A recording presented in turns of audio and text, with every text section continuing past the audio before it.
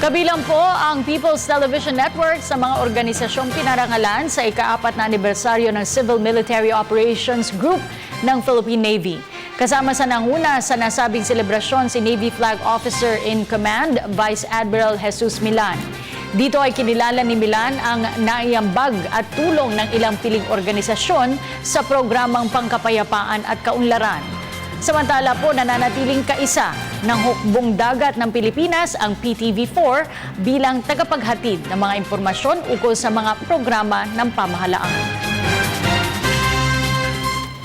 I've been with them in promoting partnership with our stakeholders in, of course, visiting areas in order to ensure that those communities, far-flung barangays, can be reached.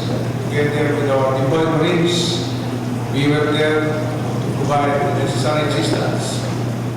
Bilang representative ng PTV family, kailangan suportahan natin yung CMO group bilang civilian group para sa kanilang adhikain, para sa ikaunlad ng mamayang Pilipino. Kailangan kasi yung partnership ng Philippine Navy sa PTV para yung kanilang mensahe na mailink sa lahat ng mamamayang Pilipino na yung ginagawa nila at that best, may parating natin sa sambayan ng Pilipinas. Sa itong plaking ito, siyempre, may paparating natin sa buong bansa na ang PTV4 ay existent. Ibig sabihin, nakikita siya sa pamamagitan, hindi lang sa drama o nakikita siya sa pamamagitan ng pagtulong natin